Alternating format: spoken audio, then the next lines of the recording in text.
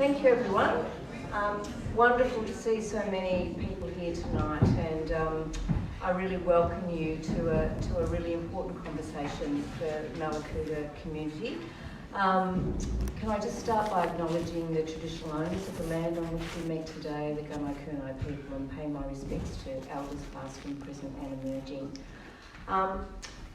Just to introduce myself, hello, I'm Sharon Fisher, and I'm with a new agency called Bushfire Recovery Victoria, and that agency has been established to really make sure that all the parts of what we need to pull together to help you really make a successful recovery will happen with very many levels of government. So really pleased to be here tonight. And also, I know that other people have worked really hard to bring this together, being the Department of Health and Human Services and also our good friends at the East Gippsland Shire. And also we have many other supporters here in the room too, from the Victorian Council of Churches and Red Cross, and many others who have really worked together with you over the last few weeks. So just to really acknowledge them and say thank you. So this is a really important conversation about what you've experienced and how you might reflect on that, and how you might think and connect with each other and plan for a future. And I'd really like to introduce Rob Gordon.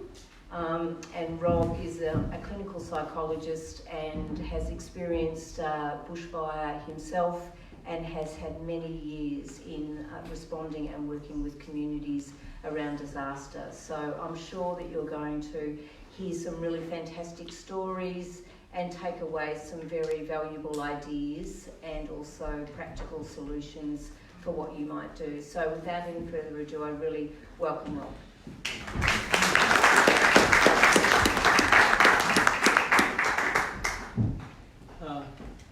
Thanks very much, and good evening, everyone. The police said at the meeting that they were going to only meet every second day, and as a sign of the gradual return to normal, they said they'll be booking people. They said if the siren goes off, they're probably pulling someone over,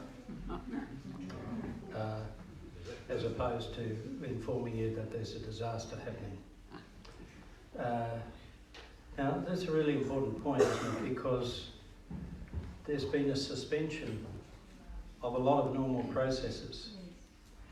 I can remember once reading an article where a lawyer actually went through and sort of identified all of the rules and regulations that get suspended in the aftermath of a disaster, as opposed to the ones that don't. The ones that don't are sort of rules about looting and violence and things like that, but the ones that do are the ones that just oil the wheels of our social interaction, like getting booked for fighting your way through a bushfire affected environment and finally getting singed and getting to the relief centre and putting your four-wheel drive on the nature strip and going in and registering and coming out and finding a ticket on the window. That wouldn't be too good, would it? So all of those things which allow us to keep the environment ordered and comfortable and so on get suspended.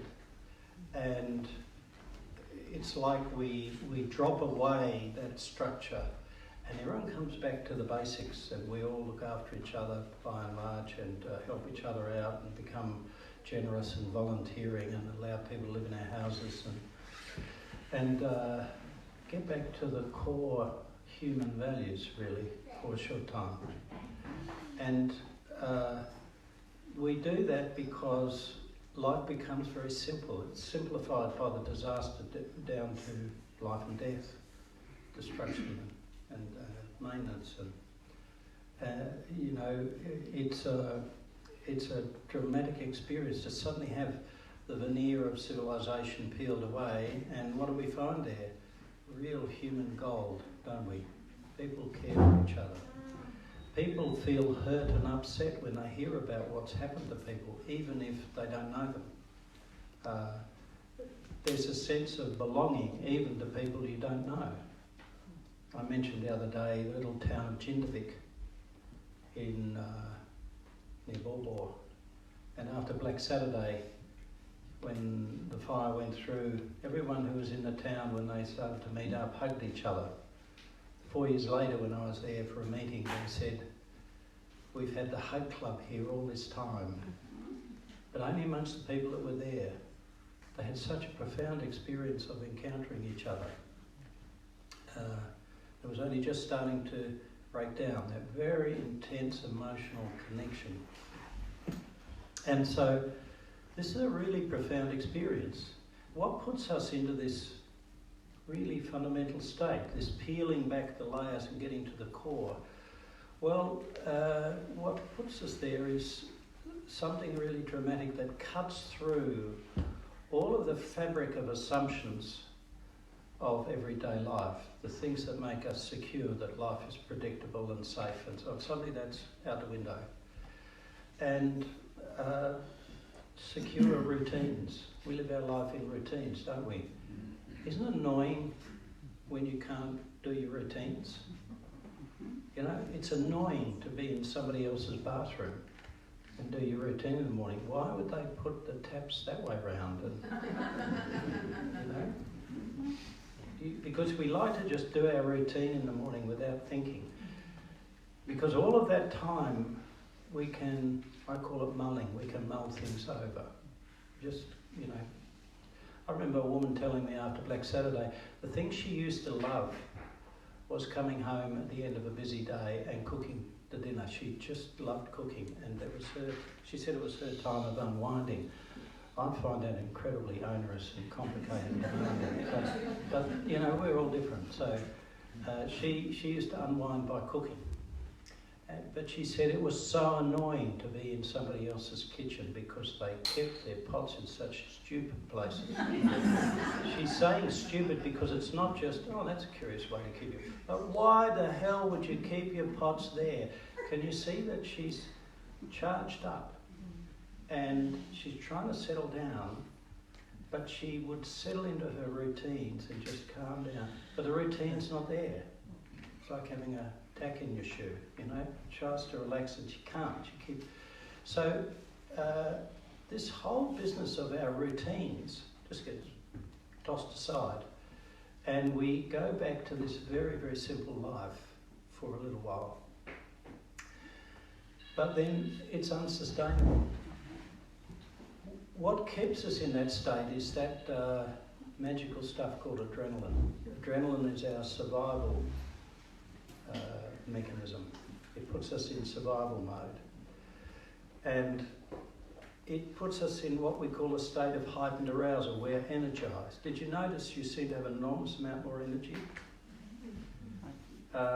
You get the energy at a cost. You never get something for nothing in life, do you? You get the energy at a cost. You know, what adrenaline does, it's about surviving, so it liberates stores of energy that we don't know about, that are secreted away in our body,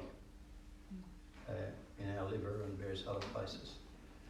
And that's just liberated and put into our muscles. And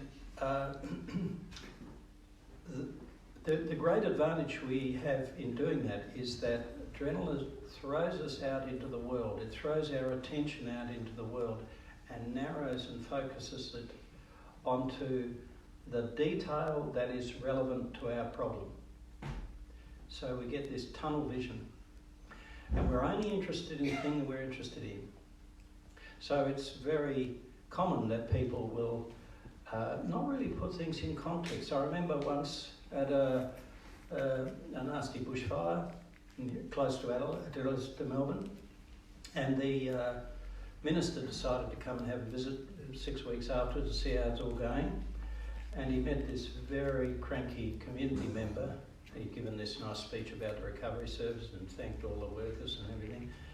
And this bloke said, "I don't know about your damn recovery service. I haven't seen anyone for 6 weeks. I've been completely on my own." Now, standing next to you, of course, is a recovery coordinator who goes sort of 3 shades of pale and rushes off.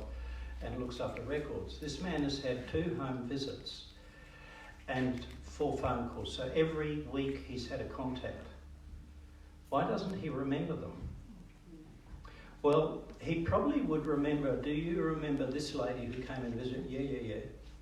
But what would you have to remember that she is a representative of the recovery system? You'd have to have a label attached to her, wouldn't you? That this is not only Mary, it's Mary from the Department of Health and Human Services who represents the recovery. And by the way, what we did was, and that was very helpful. No. So when the minister is talking, he's just full of frustrations and unhappiness, isn't he? And the minister is talking about all the services they're providing, and that collides with his narrow focus on all his problems, which aren't being fixed. Because, by the way, in adrenaline, we're not worried about the problems that are being fixed, have we? We're only worried about the problems that haven't yet been fixed. And if you don't stop and think about how things were a little bit earlier on, you're not realising that you're making progress. You're just saying life is hell, and life is hell, and life is hell, and life is hell. That's adrenaline thinking, this narrow focus. So, it's interesting. We know that in adrenaline mode, you don't think in words. You don't think with language. You don't make labels on things. You just gobble down large chunks of experience that sit there indigestibly, regurgitating, going around in your mind. Sorry, you're all about to have dinner, aren't you? But, stuff coming up and going down, coming up and going down. Because in adrenaline, it doesn't matter for survival what we do with it. We've just got to get through the next 5 minutes and the next 5 minutes and the next 5 minutes. Right? It's about the moment, because it was all about surviving saber-toothed tigers in the ancient times. The people that focused and ran fast survived. And the old blokes like me who are running away from the saber-toothed tiger yet again thinking, I'm sick of these blokes annoying us in our campfires. We should do something about making them extinct. I wonder how we could do that. Who are you going to put your money on? You're going to put a young bloke who said that tree will be big enough, we'll get into that tree before the tiger. See? Now we've only got the one mechanism. The problem is a lot of our problems aren't ones you can run away from. They're insurance problems and, logistics and getting the internet working and Telstra and whatever else. You can tell me all the problems. And if we keep going into adrenaline, we're going into a mental state that's not compatible with solving the problem. It's a conflict. And so around about now, the simple problems are starting to subside and we're getting the complicated problems like, can we get out of here? Like, what's going to happen when these hundreds of people come back for their cars? I don't know. That's a very interesting issue. All disasters in some ways are the same, but in another way, every disaster is completely different. It has completely different characteristics. This is such an interesting thing to observe. All these cars around, people have abandoned their stuff. What will they be like when they come back? I don't know. They'll probably be very interested in what's happened, and maybe that's something to think about, managing the social environment for that. But as we go into normal, people are going to have to come out of this adrenaline mode. Do you think you're out of adrenaline now? One good way is to ask, are you sleeping well? A sign you're coming out of adrenaline is you suddenly start to feel incredibly tired because your system is starting to not worry about the next saber-toothed tiger, but to say, actually, I just feel as though I've used up all my reserves. I feel absolutely flat. That's a really important moment to recognise. It's a good sign because you're coming out of arousal, and recovery does not start until you come out of arousal. Because when you're in arousal, you're not in touch with yourself, you're out there in the world. Adrenaline produces endorphins that shut down pain receptors. We've got nerves that generate pain. They're slow and inefficient. You put your hand on a hot thing and you can feel by touch the hotness before the throb of pain comes through, We've all had that experience. So the nerve fibres are slow, but the adrenaline shuts them down. So we all know that thing where you really, I don't know, can be on a sporting ground or whatever, and you get bruises and be working, doing something, and you get cut yourself, you don't realise until afterwards. Well, I think it's the whole feedback system that gets shut down. You don't eat, you don't rest, you don't drink, you just do what you have to do. And you also don't feel tired. I don't think there's a dedicated set of nerves to tell us we're tired, but there must be some physical feedback system, and the adrenaline process intercepts it and cuts it back. Where's it, in the brain or out in the body? I don't know. A very important sign that you're in a state of adrenaline, heightened arousal, is muscular tension. Now, that tension is great if you're running away from saber-toothed tigers, but if you're sitting around waiting for the insurance company to call, it's not helpful, is it? So, another sure sign of a person in high arousal is their voice is raised like this, and they're talking a bit too loud, a bit too fast. You looking at somebody? We can be aware of that. And this means the person's actually attuned for saber-toothed tigers, but not for the complexities of life a month down the track, or whatever it is, 3 weeks. So that as we get this transition, what we really need is to move out of the immediate impact and aftermath into the beginning of a recovery that looks forward to a long process. Now, I said that sense of real fatigue is a good sign. Welcome it when it comes.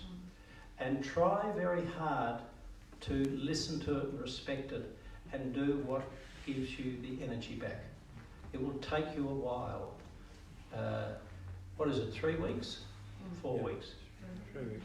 I think if you've been really in high adrenaline for 3 weeks, my experience is it will take probably a good month to recharge, but you'll have to dedicate yourself. Now, it's very important you do this, because what I've learned is, in order to manage our minds and the emotions that are in them, we need physical energy. If you are too physically depleted, you can't manage your mind, and so things feel worse, uncontrollable. You can't see your way out. You start to get despairing and depressed, not in necessarily the clinical way, but just it's all too hard. And just try to file away in the back of your mind that you're not being accurate and realistic, you're being overwhelmed. Right? And what you need to do is get your brain in a better state before you think about your problems. If when you think about your problems you can't make a decision, or it feels too hard, it's not the right time to be thinking about it. You don't need to do it in a hurry. Yes, we do. I've lost my house, and no, you don't. What you've got to do first is take care of yourself. And I could tell you so many stories of people that actually thought that recovery was about replacing what they lost. When I was in Ash Wednesday, no, I wasn't in Ash Wednesday. When I went up and worked in the Macedon community for 4 years after Ash Wednesday, early on I had contact with a family who'd lost their house, and they had a nice mud brick house that the husband had built himself, and they had a couple of acres and some horses and whatever.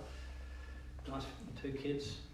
And they had a few problems and worries about the kids, so they came along to the children's hospital team I was part of, and we had a couple of sessions, and they found that helpful. And I think we had another session about 3 or 4 years later. And then this man subsequently looked me up in the phone book. Do you remember phone books?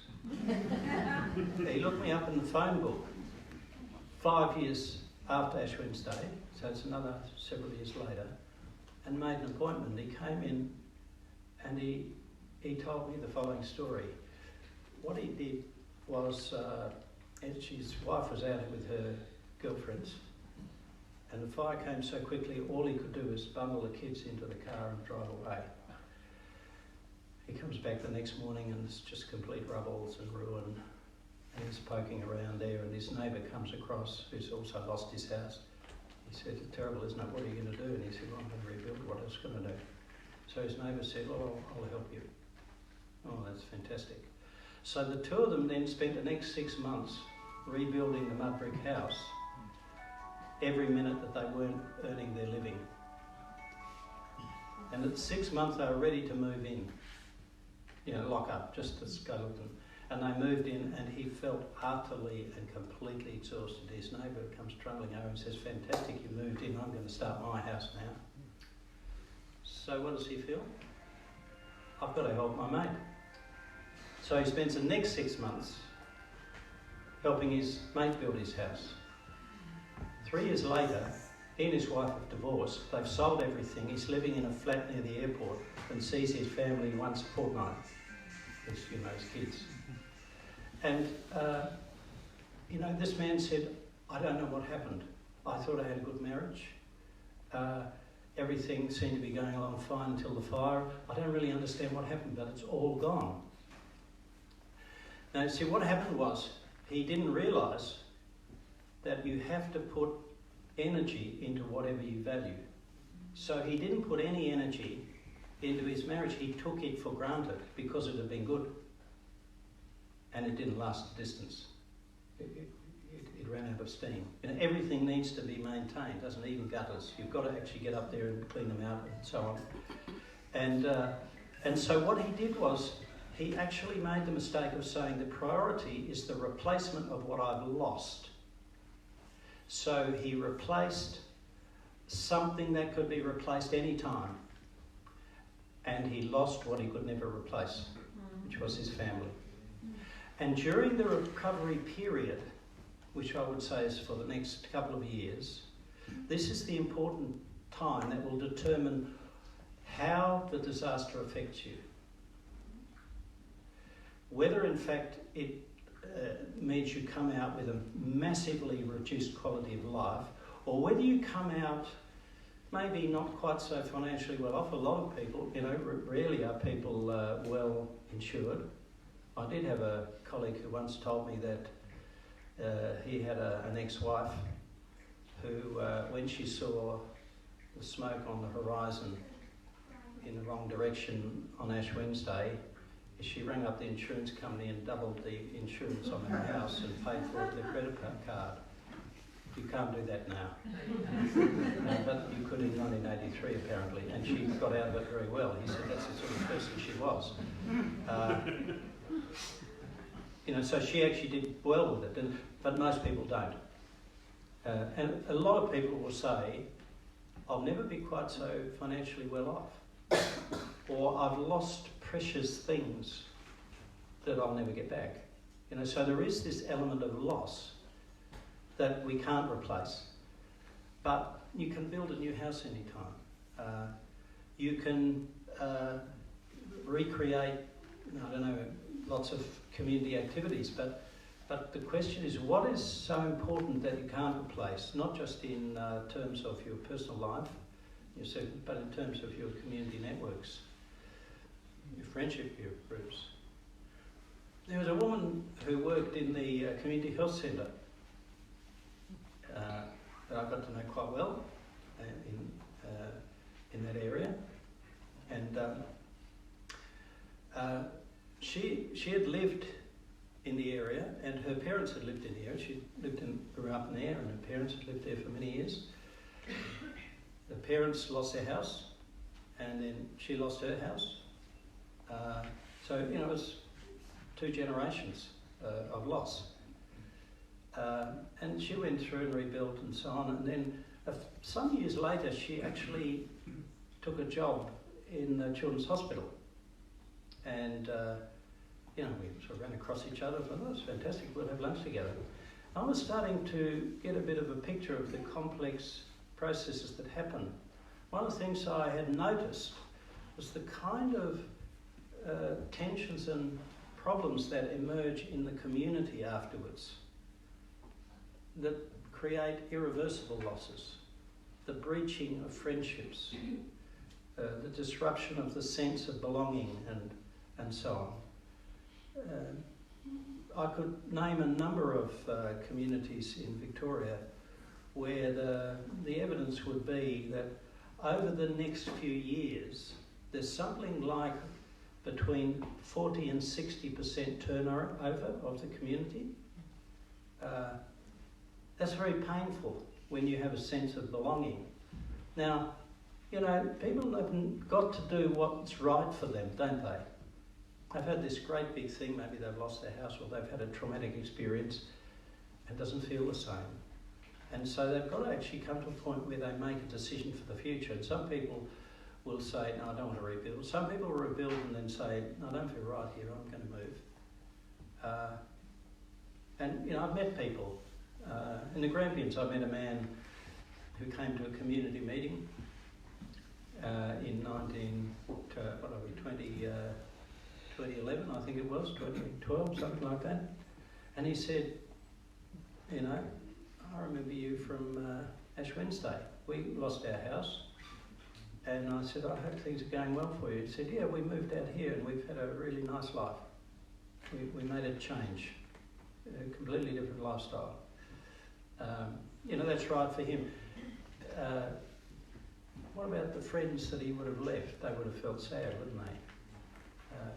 If you can imagine, if you've got to make these decisions, a big factor is, do you really feel embraced and supported in a community that you valued before, but suddenly lots of people have come out of the woodwork and show you that they value you and you're part of it, because actually communities consist of everybody, don't they?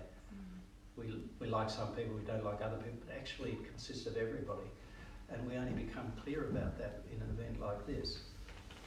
And so during this period, if relationships are damaged, you know, I said in the meeting earlier that when this adrenaline state strips away all the routines, it's like we become skinless. We become incredibly sensitive to everything. There can be some very good things about that sensitivity, but we are very liable to be hurt. You know, when you peel the skin off and touch it, it's painful, isn't it?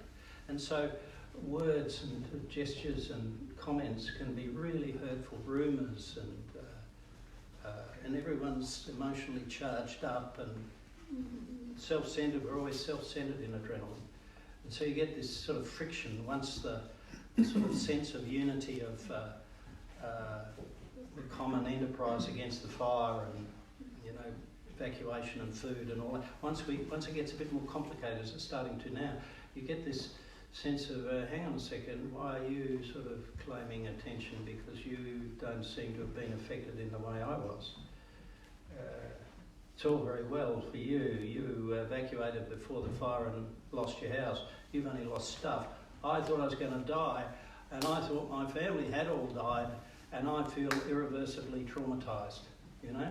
And the other people are saying, well, you've only got an emotional problem. I've lost everything I own. Don't you understand what that means? And so on. You can complicate it and complicate it and complicate it. We have no idea what things mean to people. And so anyway, getting back to my colleague that came to work in the Children's Hospital, I started to get a sense of this. I thought, you know, I said, you know, Mary, you lived in that area all your life. Your parents lived. You must have known lots of people. Yeah, she said, I have a great friendship network. I said, tell me, how many people in your current friendship network were in the friendship network before the fires? And you could see her jaw drop. You know, they say proverbial jaw drop. I have realised none. None of her current friends had been friends before the fire. How does that change? How do you change friendships? It's sad, isn't it? If you've got a friendship network, we know that the number one protective factor for mental and physical health is social support. Mm-hmm. Having a network of good, supportive, caring friends and relatives who will be nice to you when you need it, who will lend you a spanner or, you know, a cup of flour or whatever. who will come around when you're sick and bring you a casserole. They make us feel valued, don't they? Well, so can you see there's a period starting around about now, going for quite a while, that is actually, there's a question there, which is, do we have the greatest asset of all, which is our networks and each other? Or do we suffer this deterioration of social fabric? Frustrations, hurts, disappointments, and the loss. And then you have to build up new friendships. That's hard work, isn't it, to build up friendships? Not that we shouldn't build up new friendships, but it should be something that we don't have to do because we've lost the old friends. And so I think if you put that together with the idea of people making adrenaline-fueled decisions that don't take the big picture of the long term, that the here and now have got to replace. If I'll finish my sentences, if you don't do that, I can't remember how I started the sentence. If you don't actually recognise those problems and hold on to the long term, there's a whole lot of unnecessary losses that are liable to happen. Unnecessary losses. How people come out of it depends on how they do the recovery, not what happens on the day. That's hard to recognise when you're looking at a pile of galvanised iron on the floor. But that's what we observe. And this is the time we really have to take care and build, first of all, a system to hold the community together. Right? And that can't be the old system, because that was based on normal routines and normal priorities, and we got on with some people and didn't get on with others, and maybe we had arguments about, I don't know, where the fence went. We've got to try and actually build a temporary system that will look to how do we shape a vision for Mallacoota in the future, because it can't go back to what it was. The trees will grow, but actually the forest will probably be different. It could still be a beautiful forest. If you go to Cockatoo or Macedon from 1983, they're beautiful environments. They were terrible like this at the time. But, it takes a decade or so. Some people, probably like me, would say, I don't think I'll live long enough to see those trees grow. No. So maybe you need to recalibrate and enjoy the vibrancy of young trees and whatever. But that means you've got to shift what you enjoy, don't you? I love being in the big trees, so I'm going to have to shift. By the way, I think it's a very helpful thing to, at a certain point, to maybe get the biologists down here and have them conduct walks through the forest and show people and explain all the complex processes of how things regenerate. After Black Saturday, in some areas, the fire was so hot that it completely destroyed all of the seeds and so on. And then over the next 2 years, instead of regrowth, everything was still completely black except lichens and various algae and things started to grow in the slightly moist winter time. And algae, and so you had this, you'd be driving along, there'd be black trees, and then you'd see a great streak of lime green goo on the ground, and then cutting across it some deep purple goo. It was like a scene from Lord of the Rings, Mordor or something. It looked absolutely unearthly. People, had this feeling it'll never come back. We're living in this complete desolate. And that's really when the biologists came through, and they would show them this, and they'd explain how many years it takes for this and that to happen. And everyone could start to think, it will happen. If you go there now, you'll find it's got all little black wattles there and all the big gum trees are starting to come through, and it will happen. So that's about the view for the future. You know what they call it when the trees are going to recover? And they produce all of this all these branches come straight out, epicormic growth. You know, just all of these shoots come out all over there because the tree's lost all of its energy producing organs. So it produces little shoots all out and just tree. They look like, you know, pineapples or, you know, toilet brushes. Well, if we're not careful, we engage in epicormic activity, rushing around doing stuff, waiting on the phone and yelling and screaming because Telstra is taking, you know, an hour and a half to answer our call, and then the line gets hung up and we have to start again. And, or it's answered by someone that doesn't speak English, or well, at least we can't understand them. And frustrations, you see. So epicormic activity, it's poorly planned. Now, what actually happens with the gum trees is once they start getting a bit of energy coming through, the biology is that some of those little branches will actually get a little bit of a head start and they'll start growing out, and all the ones around will drop away. They'll shrink away and drop away. And gradually you'll get the dominance, and slowly but surely the tree will reform itself according to its design, its plan. But it actually means you've got to drop away a lot of unnecessary things. And I think this is really a time going forward where one of the most important things is to husband your resources, because it's a long, hard road. Just being out of routine is exhausting. Just trying to rebuild a community that isn't the way it should be.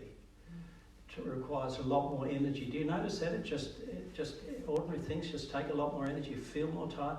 Respect that. It's absolutely understandable, because you're losing that. You know, mulling. When you can mull things over in that spare time, it's like you're coasting. You can't coast. You're walking uphill all the time, and so try to just replan what you do and drop away what's not necessary, and put your energy into what really is important. And what is important? What is important is to ask yourself over time, what does this mean for me? Now, you know, if you're suffering post-traumatic reactions, well, we've talked about that in some of the other talks, you need to work on those. Otherwise, they will restrict your life. If you're suffering from grief because you've lost important things, you need to give that space. But I'm really talking about the way in which the normal fabric of life is disrupted, and to rebuild that. Now, what we know is that those people who get involved in community activities, community groups of any sort, doesn't matter what they're doing, but you're mixing with other people. There'll be a lot of people who say, I didn't need that before. I don't normally go to community activities. You need to go for a while. You can choose later on when your new routine is built up. But you need to be part of it and feel that sense of belonging. There was a flood in Mildura. I can't remember what year it was. And I remember the governor happened to be up there. He doesn't always come with me. Sometimes I tag along with his coattails. But anyway, he happened to be there. And he was going to have a barbecue for the flood-affected people. And he was there and he talked to people and, you know, made a few sausages and talked to people. And I usually look around for the saddest, you know, bedraggled, most downtrodden person I can find, and I go and talk to them because I know they're really doing it hard, and they will help me to understand what's going on. And I went up to this man and his wife, and he had a couple of little kids, and he looked dirty and dishevelled, and he was really in a bad state. He was, you know, looked like he didn't have much money, but his house had been so badly damaged, and it wasn't insured, and he didn't even have enough money to demolish it. He didn't have any idea what he was going to do. So he couldn't even really walk away from it. He didn't know what to do. And just, you know, it was such a sad little conversation. I said, I'm going to talk a little bit about getting through recovery. And, in the town hall in a minute. Maybe if you came along, I don't know, maybe get a couple of ideas.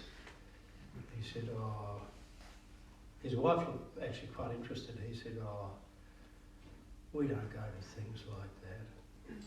And he turned and took his wife and kids and they walked off into the dark. Now, if he went, it's not going to sort of solve his financial problems, is it?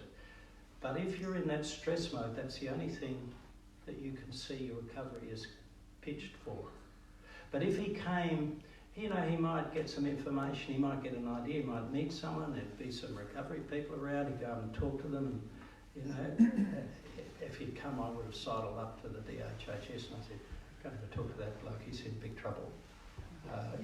Something would happen, wouldn't it? And this is the thing, is that if you're connected, things happen. And this is what we need, is we need a positive, creative growth process that is not based on the past, but is based on the common wish for a new future. We have to dream the future, don't we? We can't deduce it, we've got to dream it and imagine it. So there'll be a time when you can say, how do we want Mallacoota to be? People are too tired to do that, but maybe in 6 or 12 months, people will be able to have, ideas. And that's where the artists come out of the woodwork. They went to woodwork, they come out, they're already working, aren't they? But pictures and stories and myths and it's so important. And you see that this is where a whole lot of chemistry happens between people because they come together. And so, I see this, it's like, I have this set of pictures where you've got the community structure that's all organised, rouutinised, normal. And then along comes the disaster and wipes it aside, and you've got a whole lot of little dots hovering around as people try to survive. And we don't remain in that disconnected way. I call that the moment of debonding, when everyone's sort of rushing and will I get to the beach in time, and where's the smoke and where's the fire? Everyone's trying to survive as best they can. And then there's what I call a state of fusion. Everyone comes together, unified by this common experience. And that is a tremendously powerful thing. But pretty soon, tensions begin to arise in this structure because we're not all the same. We've all had different experience, we've all had different consequences. And so these tensions, the risk is the tensions will split. And I try to find a language for this. And I call them cleavage planes. In a diamond, it's a very strong structure, but there's a certain plane which if you hit it, the molecular bonds are weak and the crystal structure will split. It's a cleavage plane, and diamond cutters cut the diamond that way. There are cleavage planes in every community. They might be historical, they might be about the way the disaster impacts them.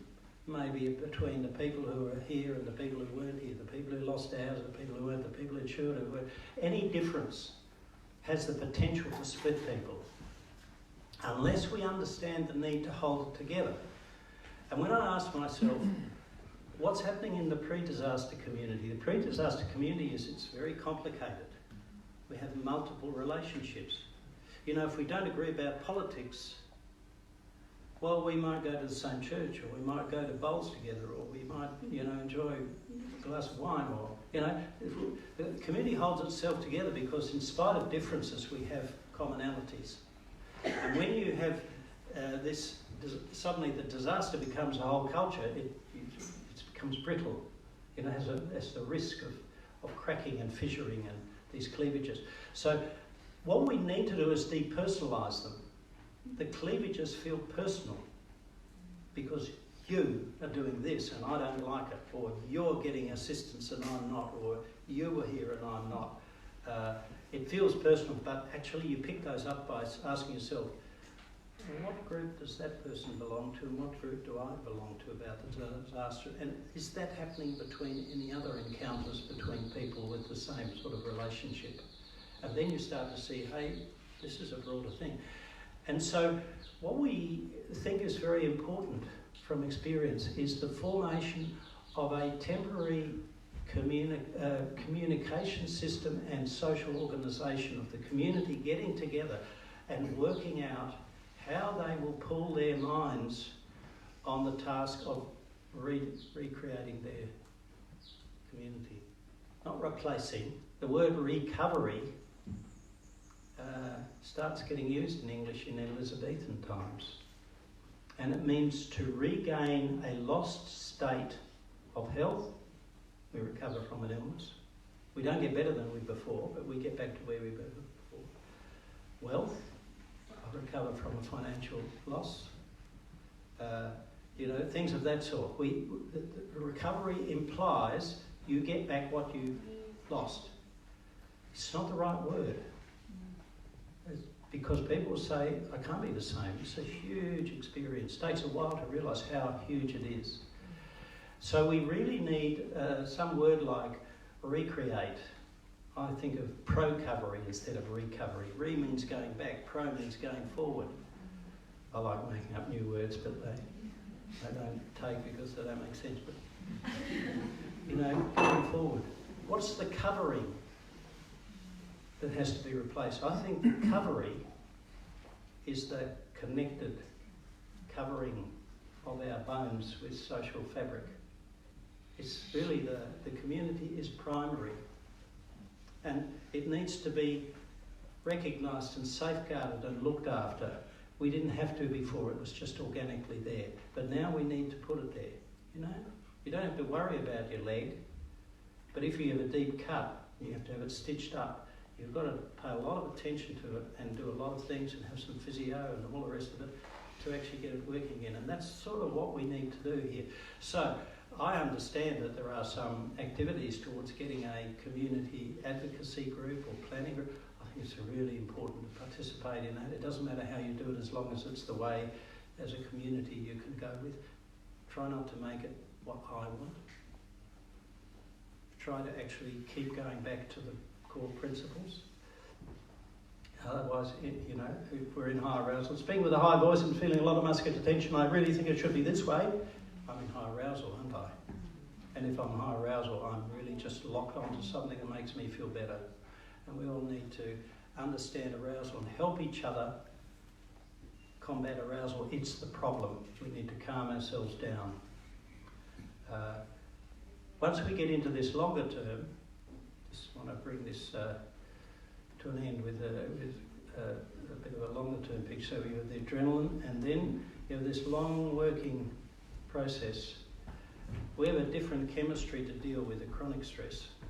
It's called cortisol. Well, it's more complicated, but let's just call it cortisol. Adrenaline is here and now, emergency mode. Cortisol is endurance mode, where I'm just going to keep going no matter what. And I have to do it, so I don't have a choice. But in order to do that, to keep doing this, I've got to stop doing that and that. So I've got to build my house, so I'm not going to talk to my wife, and I'll stagger home and gobble for dinner and go off to the block. And she says, why don't you stay home? And I'll say, I haven't got time, I've got to keep, And that cortisol is the problem. When you're in cortisol, you can't be creative. You can do anything that is automatic, routine and familiar. So if you build a house once, you could build the same thing again. You can't stop and think, is this the right thing to do? Or do we want to include some different things? Or should we actually ask ourselves, do we want to stay in Macedon? Make it a turning point for a positive future? If we recognise that cortisol state, we won't actually make decisions in it. So if you get up in the morning and think, I can't face it, then you should say, oh, well, I won't do it today. I won't do it today. Because if you work in that way, it's not a good foundation. I was saying earlier this afternoon that I used to talk about this after Black Saturday a lot. And a colleague of mine was running a support group for people who were really struggling to move on. And they would come along and talk every month, and she got to know them pretty well. And then she noticed that they'd come along, some of them, and say, oh, gee, I've had a terrible month. I've been in the corduroy zone. Yes, the corduroy zone's terrible. I had it last month. You just can't get anything done, can you? No. And she couldn't work out what they meant. And then suddenly she realised this was sort of garbled community translation of cortisol. But see, they were using it as a sign that told them something about their mental state and they needed to look after it. This is not about mental illness. This is about what happens to all of us. I was in the corduroy zone too, and I was running around talking to all these communities. So you know, you can be functional, but you'll pay for it because you won't be creative. And so try to actually make sure you get out of the corduroy zone regularly. A good way to do that is to have fun. Right? We cannot afford not to have fun. I don't feel like having fun, I'm miserable. But if you go along to the community event, someone will crack a joke, and pretty soon you'll be standing around eating half-cooked sausages and laughing. Right? So the remedy for stress is pleasure and leisure. Pleasure means I'm having fun. Whenever we have fun, we release tension, which opens us to new options, new possibilities. The possibility we didn't see before. No, what's the point of going? I've got nothing to say. No, you know, I don't go to things like that. Something could have happened. And leisure. Leisure is when I don't have to do anything. I haven't got time for that. I look at all the problems. Well, you can say, Sunday afternoon will be my leisure time. I'm going to turn the phone off. Dare you? I dare you to. I dare you to turn it off for 4 hours. And do no work. With leisure, you've got to say, what do I feel like doing? Nothing. I'm just very, okay, well, I'll just sit here and gradually you feel tired. And I think I'll sit down and have a bit of snooze. You wake up, I think I'll walk around the garden. You're tuning, you're reversing that sort of outward directed tuning into, so it's very uncomfortable, but it's totally necessary to do. And you'll feel the benefit the day after tomorrow when you sleep better. And so I think it's so important to be thinking in this way of actually taking charge of your lifestyle over the next months, years, being positive, taking care not to, when you're feeling down and depressed and unhappy, even if you just live here and you look out once again at the black trees and think, I'm over it. Well, actually a lot of people, Black Saturday, said one of the best things they did was get out of the bushfire environment just for a day or a weekend, whatever you can manage. You've probably got to drive for a week here to get out of it, don't you? Whatever you can manage. Just lighten it up. And be aware that you've got this tremendous resource of each other and the care that you all must have for living here. And that there are some things much more profound than the sort of trivial frustrations we have with each other. And if we stick with each other through this process, some really profound things happen. I mentioned at the meeting this afternoon this idea we have now of post-traumatic growth. That we can grow in ways. It's been now well documented with children and teenagers that if they get good support to recover, they often grow up to be really thoughtful, serious, responsible people who actually have a very deep sense of what life is about. Post-traumatic growth often means that people come out of it with a very changed sense of values. Relationships are important, other people are important, everything should go around those. So that this doesn't happen just in our own heads, it happens as a result of conversations, being exposed to each other's struggles and views and helping each other along. And the one thing that is coming through again and again in research is that good social connections, the cultivation of an active community life is the best predictor to the quality of recovery in the long run and needs to be safeguarded. Look, I'll stop there and see if anyone's got any questions or thoughts to share. Yeah. I was interested in the topic of the hug club and how everyone got together. They went through all this together, they hugged each other. How did other people who were not so involved but still live in the town, did they feel like they were a bit pushed up? Yeah, and that's a problem. And she said, actually, this woman, as she was talking to me after a meeting like this, and she then gestured to her husband who was standing over there talking to someone, drinking a cup of tea, and she said, but actually I don't hug him that much. And, you know, this really means during this fusion state, it leads to what I call homogenised relationships. You know, all our relationships are differently intimate, aren't they? So we should be very intimate. Intimacy needs privacy, doesn't it? Doesn't it? Yes. Without privacy, we lose intimacy. So if we're too involved with each other, we actually go to a more superficial way of interacting. That's where the structure of relationships comes in, boundaries and privacy. And so, you know, the personal relationship, she was a very active community, what should we say, community recovery volunteer. And she was, of course, spending all the time. I mean, we talked about her husband who was out up on the block, she's out in the community activities. And they haven't got time or energy. So you get this, intimate relationships become more superficial and superficial relationships become more intimate. And that's what that fusion's about. It's okay for a while, but it's unsustainable for the long term.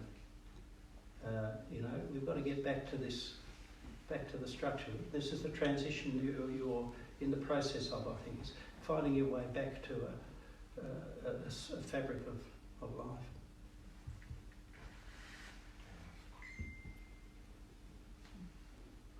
Can I give you a slight thing what happened to us? I live out at the Mallacoota. The nurse here told me to get out. This was on the 30th of December. We got out to the highway and God bless the police. No hold barred told us get to Eden in no uncertain terms. We got up to Eden, we spent a couple of days, you know, with a friend in Eden. We got told, go down to emergency warning for Eden, go up to the Fisherman's Club. So we all piled up to the Fisherman's Club. At that stage there was only Robin and myself, and we met another friend with these people we were with, and by the time we got out of Fisherman's Club said, no, we can't hold you here, Eden's under threat, bye, we'll see you either at Bega or Merimbula. So off we go, we trundle off. This is, well, it was 4 o'clock in the afternoon, we were told to get out of Eden. 6 o'clock that night, we were all smoke bound, you know, like it was here. And we had to travel up to Merimbula, or we chose Merimbula rather than Bega. We got up to Bega, to Merimbula. We spent 3 days in the club up there, and we met other people, of course, which we made friends with. And lo and behold, other people from Eden said, oh, you know, it's great to see you. You know, we haven't seen you for years. Then we come. Did you know at this time whether your house had been burnt? No, I had no idea. So you've got this in the background. yeah, this is all still in the background. We were told that the threat to Eden was possibly in a state of, you could return to Eden. So back to Eden we go. We're there for about another 2 days. We were then told through the news that Wongarabel, Roxham, Nungatta and all those places, there was hot fire impacting it. So that was the first time we knew that the farm was actually impacted. Then we were told to get out of it again. So we trundled up to Roomville. We stayed in the club all day, but we had lunch at the club because it wasn't official that Eden was under threat. But that night, the president of the club, president manager, no matter what, said, look, I'll possibly give you a bit of a helping hand. So he said, right,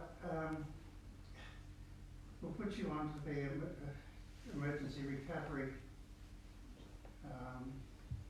people. And they said, oh, Les, we can put you in a Pango, it was on the border, in this particular place. Meantime, we've got dogs, 2 dogs. Yeah, the club was very helpful with it. They put the dogs on their old green and said, you know, they're quite happy there. And anyway, we got back to Eden. Sorry, back to this relief centre at opposite the golf club in Pangia. Most people know the golf club. Anyway, we were there for what, a week? Yeah. Can I just make a comment? I bet a lot of people have got stories like that. Yeah. Have you told that story before? No. No. This is a really important point. And it's a long and complicated story, isn't it? Yeah. But it actually, you know, I'm starting your adrenaline. For how many days? Oh, 6 or 8 years. And all of this time, you're probably thinking, is my house gone or is it not? But I haven't got time to think about where are we going now. Yeah. So you've got this huge possibility that's completely hovering above you. It's very complicated. And around about now, as things move down, all of that's going to come together. But in fact, it's probably a very confused muddle of images and impressions. It's not a history. As you tell it, you've got to sort it, don't you? Yeah. I can tell you it's such an important thing to be able to actually tell your stories to each other.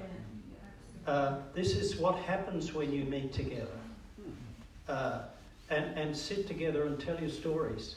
Because what happens then is you create a narrative, a history, a sequenced series of ideas that is what happened to us. And on that basis, you can start to ask the question, what does it mean? How has it impacted on me?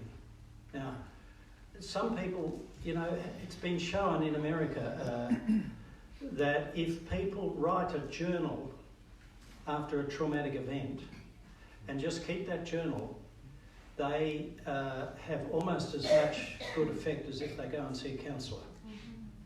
Because what the counsellor needs to do is to be interested in your story and ask you. And when you get muddled, say, wait a second, I'm not clear, you know, help you sort it out. And, you know, any way in which you can put your story in words helps you to make sense of it and take possession of it. It's my experience, as I said, it having me. You could talk to your dogs. It doesn't matter who you talk to.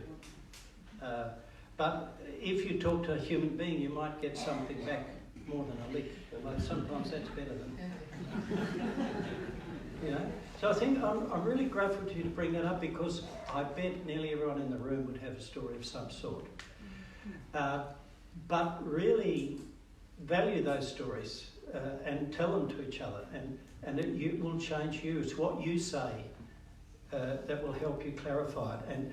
And when someone's talking to you, and I say this actually whenever I'm talking to on the radio or something, I say to the jury, can I say something to the people who were not affected, who are their friends and relatives?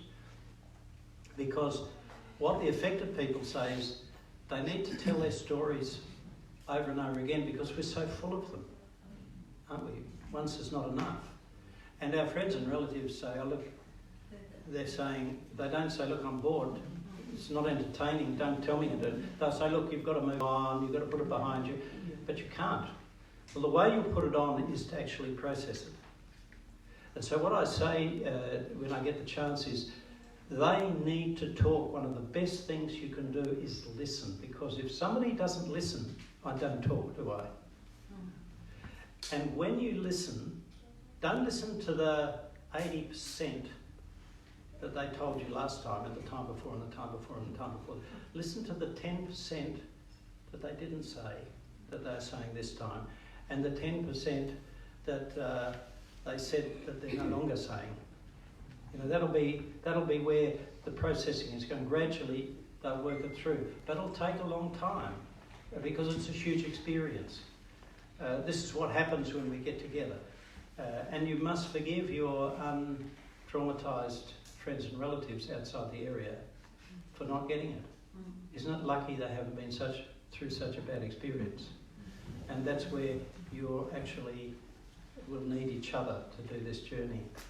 Has anyone else got any comments before we finish up? Yeah. I've got a suggestion after what you just said, is that maybe if all of us go home and write down what's happened to us, Yeah. and maybe if we can collate it into a book or something, so that Many communities do that. Many communities. I've got a whole shelf of books that I've collected from hurricanes and floods and earthquakes and bushfires. It's tremendously valuable. But as a recovery worker, I read these and I think, well, what I'm interested in is how they did the recovery. It usually stops when they finish. But wouldn't it be interesting to know the story of how you do the recovery? So this is a kind of community history, and I think it's a great thing to start and carry through. And that's where the artists and the authors and so on, yeah. I just wanted to mention that there's a movement of a lot of people within the community and who have grown up here locally, who are involved in festivals and writing and all that kind of thing, who are really interested and expressed exactly what this lady was mentioned. We plan to do this. So yeah, there's that talk. And great to know. There's a wonderful book which I can send you a reference to that was done by people in Mitchellshire, which is Broadford and that sort of area from Black Saturday, where they actually went around and interviewed people who volunteered. They interviewed, and they wrote up the interview, and people edited it, and then they published a book, and it's the most wonderful source of information about, you know, they tell the stories about the stupid things they did in the heat of the moment and what they learned and all the generosity. They're tremendously valuable, you know, much more valuable than the sort of academic research page, because they tell you what people really did. Yeah, so I think that's fantastic. That's a real, yeah. I'd just like to hear the conclusion of this man's story. I don't think we've got to the end of it. Not quite. We went up back in opposite the golf club in Eden, and we had two dogs out the front of this fairway. I think it was, it wasn't Eden, it was Pendulum Pendulum Golf golf club. We were put in there by the disaster relief, and the people we met through there and their generosity was so, it was overwhelming. you know, to what people were going to do. The golf club sent across their bus, took us over there for a meal at the evening meal at the golf club. Back again, after the meal. And there was no hesitation, it was just so Wonderful to hear about that. Not only that, the pilots for the water bombing aircraft and that were up above us, and they were issued with lunch packs and that, and they couldn't eat them all, so they gave us 3 packets of this lunch, and there was nothing in it to do us. Well, there was 3 of us at that stage. It was enough to do us for 2 meals. And then the people in the other unit next door, they turned around and said, the last day we were there, they came and gave us 2 bags of dog food. They'd seen the RSPCA as the speaker and thought of us and thought of dog food. Oh, that's nice. And you got back and your house is we still came there? back over here. The house is still standing. Good. The rest of a lot of the buildings are gone. Yeah. So you've been impacted? Yeah. The house at the moment is unlivable because we haven't got water. Yeah. We're here at the same place at the moment. Well, good luck with the process. Yeah. And I wish everyone all the best. I'll be back next week.